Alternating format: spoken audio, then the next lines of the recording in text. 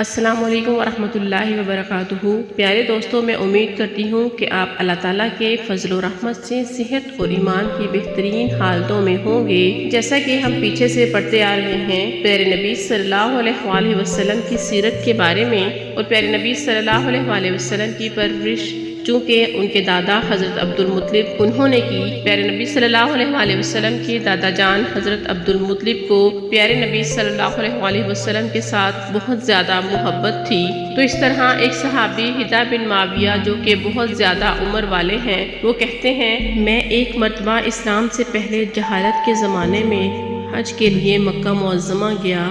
وہاں بیت اللہ کا طواف کر رہا تھا۔ میں نے ایک ایسے شخص کو دیکھا جو بہت زیادہ بوڑھا اور بہت لمبے قد کا تھا۔ وہ بیت اللہ کا طواف کر رہا تھا اور کہہ رہا تھا، اے میرے پروردگار، میری سواری کو محمد کی طرف پھیر دے اور اس سے میرا دستے بازو بنا دے۔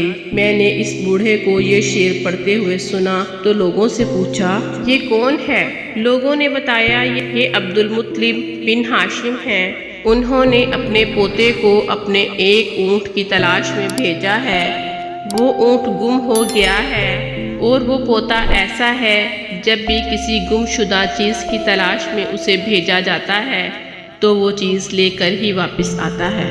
پوتے سے پہلے وہ اپنے بیٹوں کو اس اونٹ کی تلاش کے لیے بھیج چکے ہیں، لیکن وہ ناکام لوٹ کر آئے۔ اب چونکہ پوتے کو گئے ہوئے دیر ہو گئی ہے، اس لیے پریشان ہے اور دعا مانگ رہے ہیں۔ تھوڑی ہی دیر گزری کہ میں نے دیکھا کہ آپ صلی اللہ علیہ وآلہ وسلم اونٹ کو لیے تشریف لا رہے ہیں۔ عبد المطلب نے آپ کو دیکھا، دیکھ کر کہا، میرے بیٹے، میں تمہارے لیے اس قدر پریشان تھا کہ شاید اس کا اثر کبھی میرے دل سے نہ جائے۔ اسی طرح ایک اور واقعہ حضرت عبد المطلب کی بیوی رقیہ بنت ابو سیفی بیان کرتی ہیں۔ وہ کہتی ہیں، قریش کئی سال سے قحط سالی کا شکار تھے، بارشیں بالکل بند تھیں، لوگ بہت پریشان تھے۔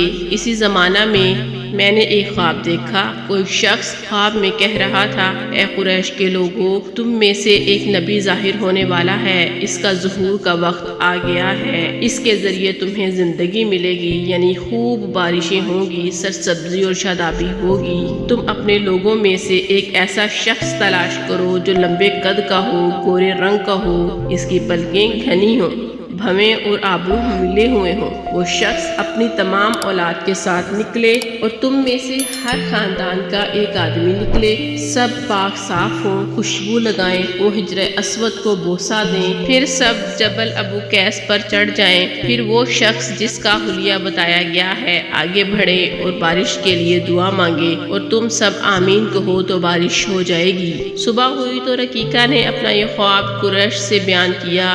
انہوں نے ان نشانیوں کو تلاش کیا تو سب کی سب نشانیاں انہیں حضرت عبد المطلب میں مل گئیں۔ چنانچہ سب ان کے پاس جمع ہوئے، ہر خاندان سے ایک ایک آدمی آیا، ان سب نے شرائط پوری کی۔ اس کے بعد سب ابو قیس پہاڑ پر چڑھ گئے۔ ان میں نبی صلی اللہ علیہ وآلہ وسلم بھی تھے۔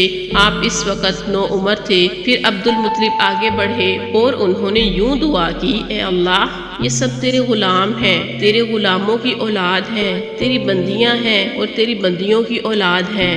ہم پر جو برا وقت آ پڑا ہے تو دیکھ رہا ہے، ہم مسلسل قحط سالی کا شکار ہیں۔ اب اونٹ، گائیں، گھوڑے، کھچر اور گدھے سب کچھ ختم ہو چکا ہے، وہ جانوروں پر بھی مصیبت آ پڑی ہے، اس لیے ہماری یہ خشک سالی ختم فرما دے، ہمیں زندگی اور سرسبزی اور شادابی عطا فرما۔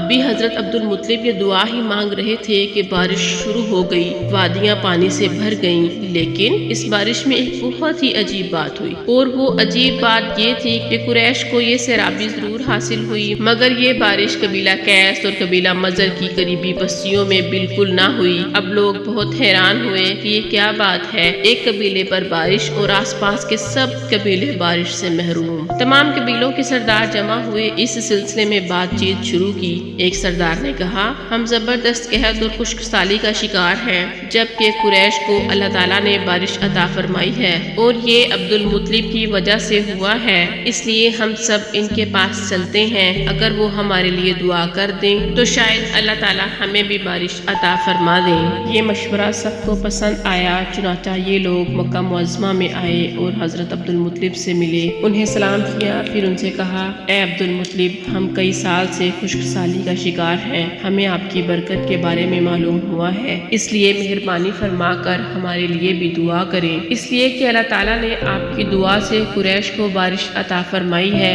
इनकी बात सुनकर हज़रत अब्दुल मुत्तलिब ने कहा, अच्छी बात है, मैं कल मैदान अराफात में आप लोगों के लिए भी दुआ करूँगा। दूसरे दिन सुबह सवेरे हज़रत अब्दुल मुत्तलिब मैदान अराफात की तरफ हुए। इनके साथ दूसरे लोगों के अलावा इनके बेटे और अल्लाह के रसूल सल्लल्लाहु अलैहि वसल्लम भी थे। अराफात के मैदान में हज़रत अब्दुल मुत्तलिब के लिए एक कुर्सी बिछाई गई और वो इस पर बैठ गए। नबी करीम सल्लल्लाहु अलैहि वसल्लम को उन्होंने गोद में बिठा लिया। फिर उन्होंने हाथ उठाकर यूं दुआ की, ए अल्लाह, ए चमकने वाली बिजली के परवरदिगार और कड़कने वाली गर्ज के मालिक, पालने वालों के पालने वाले और मुश्किलात को आसान करने वाले, ये कबीला कैस और कबीला मजर के लोग हैं जो बहुत परेशान हैं। इनकी कमरें झुक गई हैं, ये तुझसे अपनी लाचारी और बेकसी की फरियाद करते हैं और जानो माल की बर्बादी की शिकायत करते हैं। बस ए अल्लाह, इनके लिए खूब बरसने वाले बादल भेज दे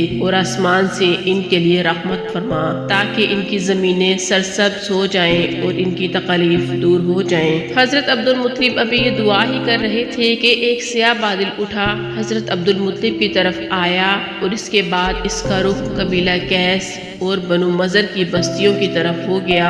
ये देखकर हज़रत अब्दुल मुत्तलिब ने कहा, ए गिरोहे कुरैश और मजर, जाओ, तुम्हें सैराबी हासिल होगी। और इसी तरह ये लोग अपनी बस्तियों में जा पहुँचे और वहाँ खूब बारिश शुरू हो गई। और इसी तरह अल्लाह ताला ने हज़रत अब्दुल मुत्तलिब की दुआ को कबूल फरमाया। अल्लाह ताला अपने प्यारे बंदों की दुआओं को इसी तरह कबूल फरमाता है और हमें भी सच्चे दिल से अपने अल्लाह ताला के हुजूर झुक कर दुआ करनी चाहिए। अल्लाह ताला हकीम है, अल्लाह ताला समीउल अलीम है, अल्लाह ताला हिकमत वाला है। वीडियो देखने के बाद चैनल को सब्सक्राइब कर लीजिएगा ताकि हर आइंदा आने वाला नोटिफिकेशन आपको मिले।